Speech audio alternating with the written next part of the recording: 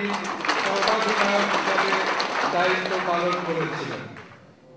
বাংলাদেশের খ্যাতিমান কূটনীতিক হুমায়ুন রশিদ চৌধুরী, ফারুক আহমেদ চৌধুরী, CM শফি সানি, সৈয়দ মোয়াজ্জেম আলী, ডক্টর ইফতেখার আহমেদ চৌধুরী, শামশের মবিন বীর বিক্রম প্রমুখ এক ঝাঁক নক্ষত্রের মতো সিলেটের আকাশে উদিত হয়েছে।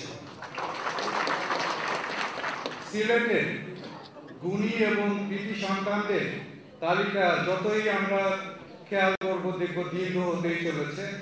সেই দীর্ঘ তালিকা আমি না করে শুধু আরেকজনের নাম বলবো। আজকের প্রধান অতিথি জনাব বদরুদ্দিন আহমেদ কামরান, তিনি শুধুমাত্র সিলেটের মানুষের হৃদয়ের কাছাকাছি নন, তার সততা, তার কর্মনিষ্ঠা এবং মানুষের প্রতি ভালোবাসার কারণে তিনি আমাদের বাংলাদেশের ন্যাশনাল লেভেলের তিনি একজন অত্যন্ত সম্মানিত নেতা হিসাবে পরিগণিত করেছেন। হাসান রাজা, রাধা রামন এবং শাহ আব্দুল করিম তাদের লোকগীতির মাধ্যমে বাংলাদেশের সংস্কৃতিতে প্রবল প্রভাব রেখেছেন।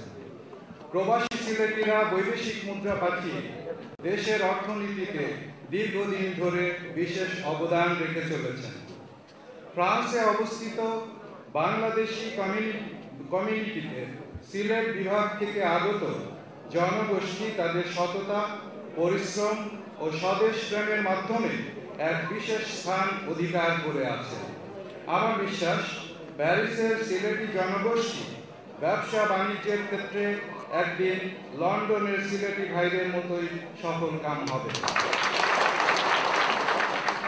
আমি সিলেট বিভাগ সমাজ কল্যাণ সমিতির নবগঠিত কার্যকরী কমিটির নেতৃবৃন্দ ও সদস্যদের সর্বাঙ্গীন কল্যাণ কামনা করছি এবং আশা করছি যে তারা সিলেটের অতীত ঐতিহ্য এবং বর্তমান গর্বের সাথে সঙ্গতি রেখে ভবিষ্যতে সিলেটের যাতে আরো উন্নতি হয় সেই প্রচেষ্টা অব্যাহত রাখবেন।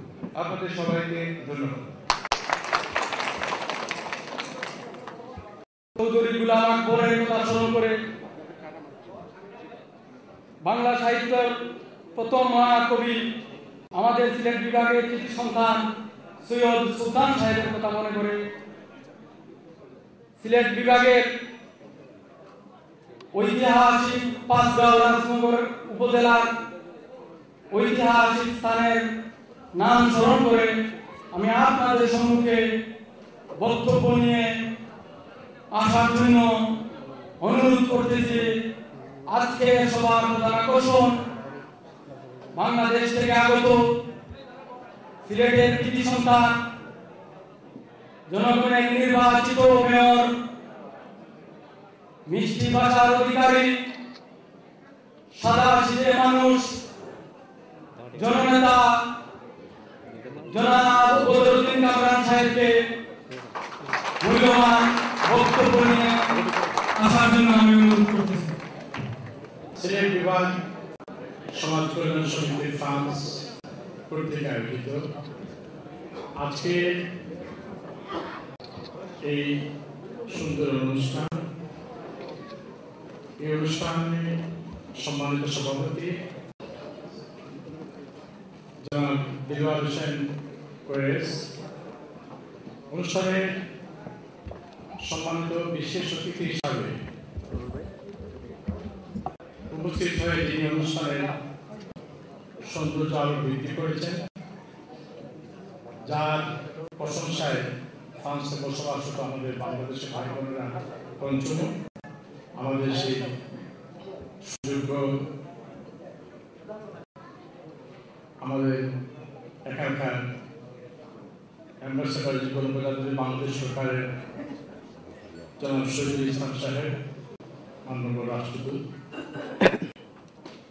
মঞ্চে উপস্থিত আছেন সর্ব ইউরোপীয় আওয়ামী লীগের সংগ্রামী সভাপতি, আমার অত্যন্ত শ্রদ্ধাভাজন ব্যক্তিত্ব জনাব সাধারণ সম্পাদক গনি সাহেব, এবং মঞ্চে আলোকিত করে বসে আছেন এই সংগঠনের সাবেক নেতৃবৃন্দ যারা দায়িত্ব পালন করেছিলেন, সম্মানিত উপদেষ্টা মন্ডলীবৃন্দ, আজকের এই অনুষ্ঠানে উপস্থিত ফ্রান্সের বিভিন্ন অঞ্চল থেকে আগত আমার পরম শ্রদ্ধেয় ভাই বোনেরা, প্রিন্ট ইলেকট্রনিক মিডিয়ার সাংবাদিক বন্ধুগণ, সম্মানিত সুধী মন্ডলী, আসসালামু আলাইকুম। হিন্দু ভাই বোন যারা আছেন তাদের প্রতি আদব। বক্তব্যের শুরুতে সাজের আল সাফরানের পূর্ণভূমি মহাপ্রভু শ্রী চৈতন্যের জন্মস্থান, দুটি পাতা একটি কুড়ির দেশ, হাসন রাজা, আরকুম শাহ, রাজা রমন, বাউল শাহ আব্দুল করিম সহ অসংখ্য ছবি সাধক পীর ওলিয়া উলিয়ার পদস্পর্শের জন্য সিলেট বিভাগে সকল সম্মানিত নাগরিকদের পক্ষ থেকে আপনাদের সবাইকে আন্তরিক অভিনন্দন এবং শুভেচ্ছা। প্রিয় ভাই বোনেরা, আমার কাছে মনে হচ্ছে যে আমি এই মুহূর্তে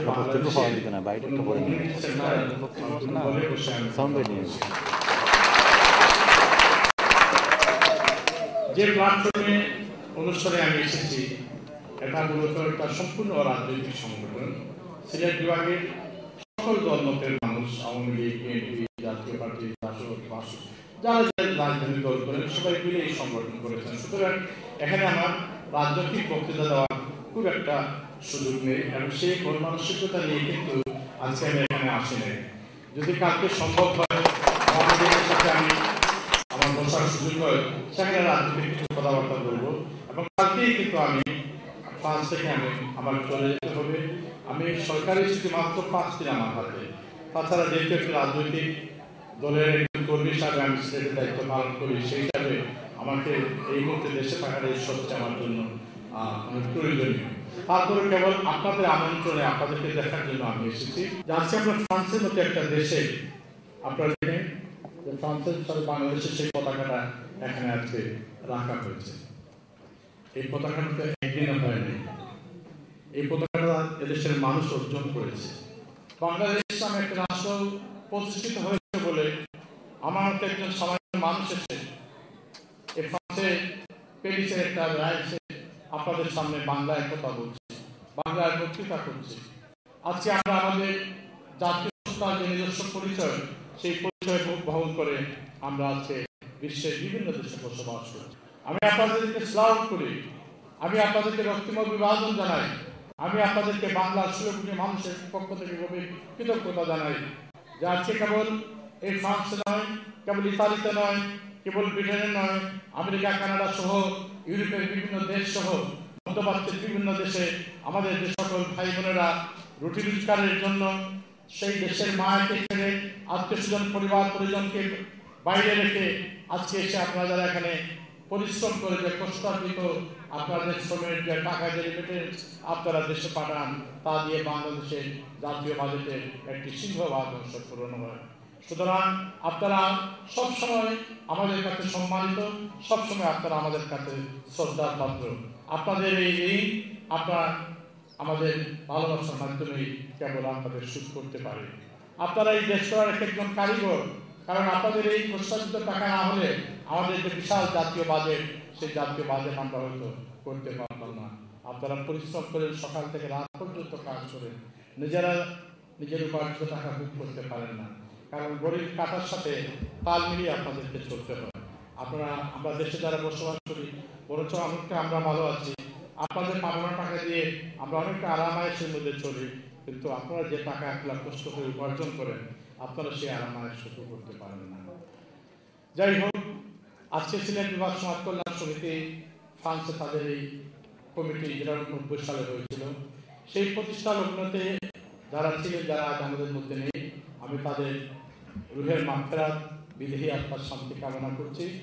এখন পর্যন্ত যে সমস্ত মুরব্বিয়ানরা এই সংগঠনের উপদেষ্টা থেকে আমাদের এই সমস্ত নবীন ভাইদেরকে, বৈশ্বিক তরুণ ভাইদেরকে সহযোগিতা করে যাচ্ছেন, আমি সকল সম্মানিত উপদেষ্টা মণ্ডলীর সবাইকে আমি আন্তরিকভাবে কৃতজ্ঞতা জানাচ্ছি। আমাদের বিগত দিনের কমিটিতে যারা প্রেসিডেন্ট, সেক্রেটারি সহ যারা দায়িত্ব পালন করেছেন, তাদেরকে আমি আমার শ্রদ্ধা জানাচ্ছি। আমার সালে ভাই উনি আমাদেরকে এখানে এসে মাইকে তিনি সবাইকে ধন্যবাদ জ্ঞাপন করেছেন। ধন্যবাদ জ্ঞাপনের মধ্য দিয়ে সবাইকে সুশৃঙ্খলভাবে বসার আহ্বান জানিয়েছেন। আমি তাকেও গভীর কৃতজ্ঞতা জানাই। আমাদের আলিম ভাই আমাদের মুরব্বী মানুষ, কারণ মুরব্বিয়ান ছাড়া আমাদের এই যে প্রেসিডেন্ট সেক্রেটারি এরা কাজ কিভাবে করবে? এদেরকে দিক নির্দেশনা কিন্তু মুরব্বিয়ানরাই দিতে হবে। আপনারা যারা বয়সের দিক থেকে প্রবীণ, আমি অনেকদিন নাম তো জানি না, আমাকে ক্ষমা সুন্দর চোখে দেখবেন।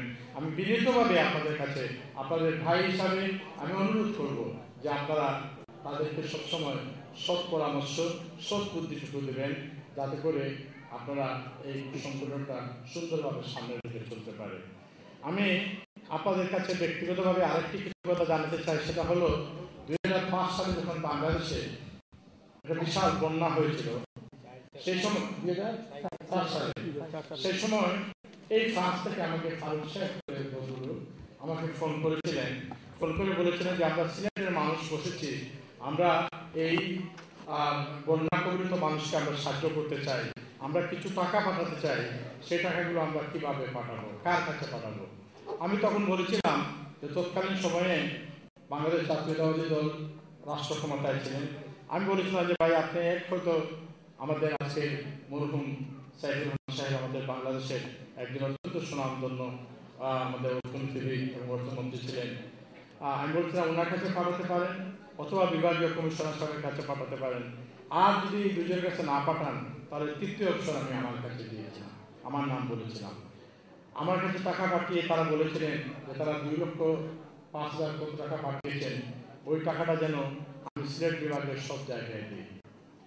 আমার মনে আছে তখন সুনামগঞ্জ পৌরসভার চেয়ারম্যান ছিলেন মুমিনুল মুদ্দির সাহেব, তিনি আজ আমাদের মধ্যে নেই। হবিগঞ্জে ছিলেন জনাব একেম গৌসুদ্দিন, এখনও তিনি আছেন। এবং সুনামগঞ্জে ছিলেন মহিউল সাহেব। তারা দুইজনে বিএনপি করতেন। মুমিনুল মুদ্দিন সাহেব রাজস্ব করতেন আগে। আমি চিন্তা করি টাকাগুলো আমি কার কাছে দেবো, এই যে একটা দায়িত্ব আমার কাছে আসলো। আমি সেই টাকাগুলো তাদেরকে ফোন করে তাদের প্রতিনিধি এনে তাদের কাছে টাকা দিয়ে ওটা রিসিভ করিয়ে আমি আবার আপনাদের কাছে আমি পাঠিয়ে দিলাম, এবং পত্রিকায় যে সংবাদ দিয়েছিল সেটাও আমি পাঠিয়ে দিয়েছিলাম যে আপনাদের টাকাগুলো আমি এভাবে বিতরণ করেছি। দেশের মানুষের এই অসহায়ের সময়, কষ্টের সময় আপনারা দেশের মানুষের পাশে দাঁড়িয়েছেন। আমি আজকে সশরীরে এখানে উপস্থিত থাকতে পেরে আমি তার জন্য আবারও আপনাদেরকে কৃতজ্ঞতা জানাচ্ছি। আমাকে আপনারা অনেক বিশেষণ দিয়ে বিশেষিত করেছেন। আসলে আমি সবসময় নিজেকে একটু ক্ষুদ্র মানুষ হিসাবে মনে করি। আমি মনে করি যে পৃথিবীতে যত মানুষ আছেন আমি তাদের সবার চেয়ে নির্দিষ্ট। আমি সবসময় মনে করি যে আরো যে মানুষগুলো আমি ছাড়া আছে তারা সবচেয়ে ভালো বেশি বুঝেন। সুতরাং আমি ব্যক্তিগতভাবে যেটা বিশ্বাস করি সেটা হলো যে সমস্ত প্রশংসা আল্লাহ রাব্বুল আলামিনের।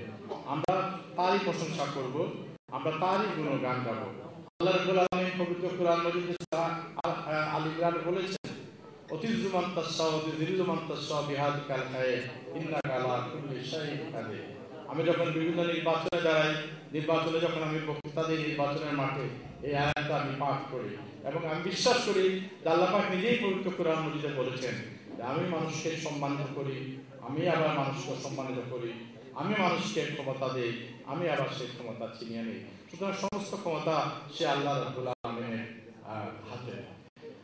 সম্মানিত সুধীমণ্ডলী, প্রিয় ভাই বোনেরা আমার, আমরা এই বিদেশে বসে দেশের কথা তো আপনারা ভাবেন, যতই ফ্রান্সে থাকেন, যতই ফ্রান্সের নাগরিকত্ব লাভ করেন, আমি বিশ্বাস করি যে আপনাদের মনটা পড়ে থাকে আছে ওই বাংলার মাটিতে। বিশেষ করে যারা সুরমা তীরের পাড়ের মানুষ, আপনাদের মনটা পড়ে আছে ওই শাহজালালের পূর্ণভূমিতে।